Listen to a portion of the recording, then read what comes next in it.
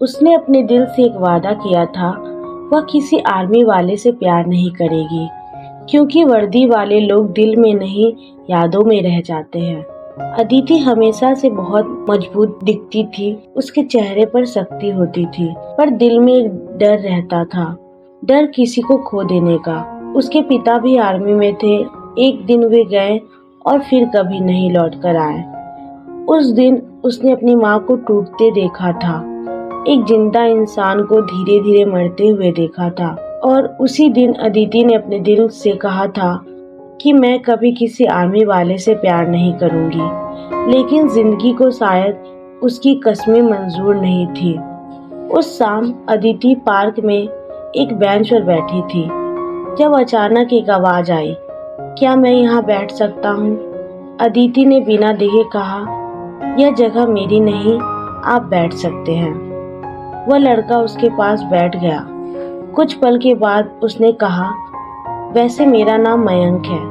अदिति ने उसकी तरफ देखा और फिर उसकी नज़र उसकी वर्दी पर टिक गई, इंडियन आर्मी। उसका दिल एक पल के लिए ठहर गया।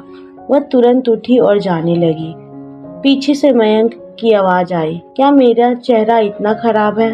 अदिति रुकी नहीं, ना पीछे मुड़कर देखा, वह आगे बढ़ गई। यह तो उनकी पहली मुलाकात थी, लेकिन किस्मत ने जैसे ठान लिया था कि उन्हें मिलाना है, वे बार बार टकराने लगे। मयंक हमेशा उससे बात करने की कोशिश करता और अदिति हमेशा उसे नजरअंदाज करती। लेकिन मयंक की एक आदत थी, वह कभी हार नहीं मानता था और उसे अदिति का यूं नजरअंदाज करना भी अच्छा नहीं लगता था। वह चाहता था कि वह अदिति से बात करे कि क्यों वह उसके साथ ऐसा व्यवहार करती थी। यह बात जानना मयंक की अब जिद बन चुकी थी। एक दिन मयंक ने अदिति से कहा, आप मुझसे बात नहीं करना चाहती और मैं आपसे बात करना चाहता हूँ, तो चलिए इस बात का एक हल निकालते हैं। अदिति ने कहा, कैसा हल? वह बोला, बस एक छोटी सी शर्त है, हम दोनों एक दूसरे की आंखों में देखेंगे, जो पहले नजर झुका देगा वह हार जाएगा। अदिति ने कहा, और जो जीतेगा? मयंक ने जवाब दिया, जो जीतेगा वह हारने वाले से अपनी एक बात मनवाएगा।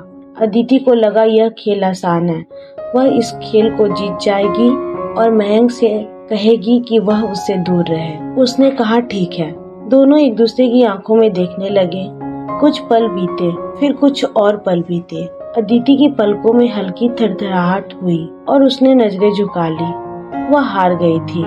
मयंक मुस्कुराया। अदिति ने गहरी सांस लेकर कहा, ठीक है, बताइए क्या चाहिए आपको? मयंक ने बिना सोचे जवाब दिया, मुझे सिर्फ 1 महीना चाहिए। अदिति चौंक गई। 1 महीना? इसका क्या मतलब है?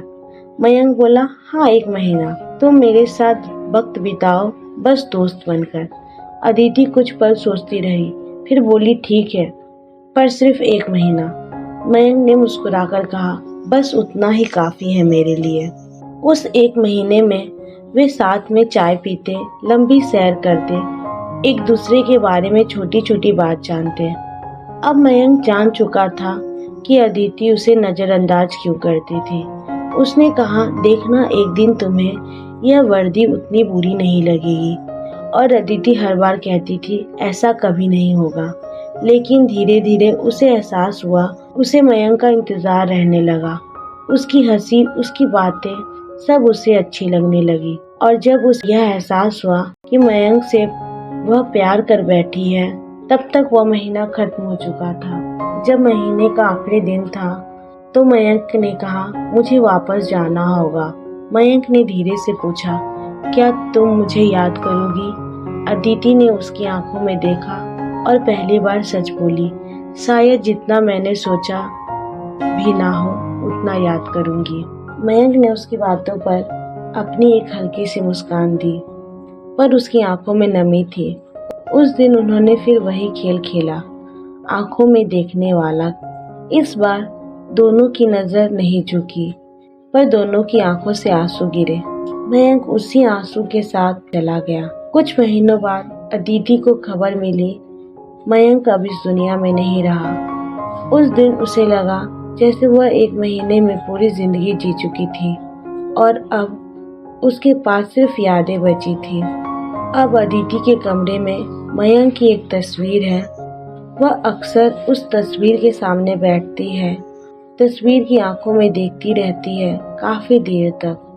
फिर धीरे से पलकें झपकाती है और मुस्कुराकर कहती है, देखो मयंक, आज भी मैं हार गई। और वह एक तस्वीर से हार कर भी खुश हो जाती है।